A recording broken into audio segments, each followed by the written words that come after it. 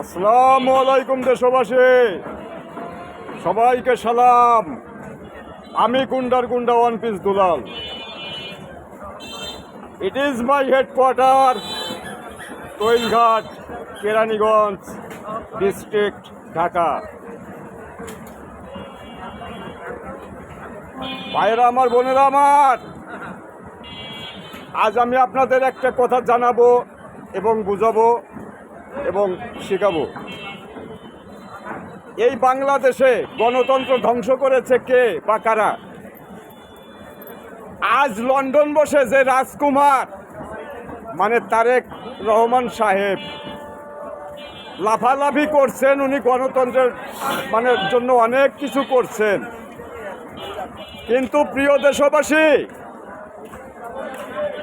আপনাদের আমি জানাতে চাই বা শোনাতে চাই যে 2001 সালে এই বাংলাদেশের ইতিহাসে একমাত্র শেখ হাসিনাই স্বেচ্ছায় ক্ষমতা ছেড়েছিলেন। আর 2001 সালে জামাত বিএনপি জোট ক্ষমতায় এসে 7 সালে টালবাহানা করে ইয়াজউদ্দিনকে দিয়ে যে নির্বাচন করাতে চেয়েছিল, সম্পূর্ণ বানচাল হয়ে গেল। তৎকালীন সব দূতাবাসের, এমনকি মার্কিন দূতাবাস থেকেও যে রিপোর্ট গেছে সেটা উইকিলিক্সে কিছু অংশ ফাঁস হয়েছে। এটা আপনারা হয়তো অনেকে জানেন, অনেকে জানেন না। ভাইয়েরা আমার, বোনেরা আমার, ওই তারেক রহমান সাহেবকে আমি বলতে চাই যে বাংলাদেশে আমার উপরে কোনো রাজনীতিবিদ নাই। আমি যেখানে দরকার সেখানে গিয়ে ওই যে ইবলিস ঢুকাই, সেখানে গিয়ে ইবলিস ঢুকাই, আর সেখানেই সব ঠিক হয়ে যায়। আর জনগণ বলে না, ঠিক আছে ঠিক আছে।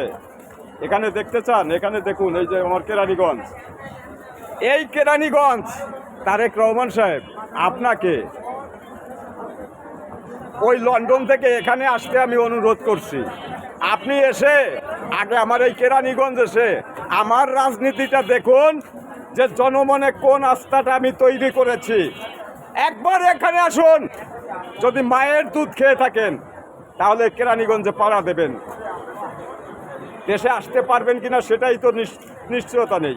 আর নির্বাচন তো আমিই হতে দেব না, নির্বাচন আমিই হতে দেব না। এ দেশে যতদিন গণতন্ত্র এবং আমার ভোট আমি দেব, যাকে খুশি তাকে দেব, সেটা যতদিন প্রতিষ্ঠিত না হবে ততদিনে বাংলার বুকের নির্বাচন হবে না। প্রয়োজন বোধে সামরিক শাসন জারি করে এ দেশ চলবে। জয় বাংলা, জয় বঙ্গবন্ধু, সবাইকে সালাম। এই যে দেখুন,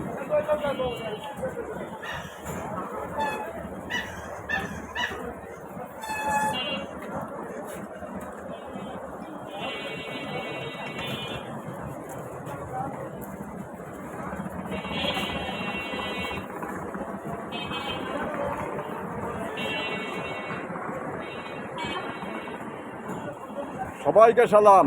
জয় বাংলা, জয় বঙ্গবন্ধু।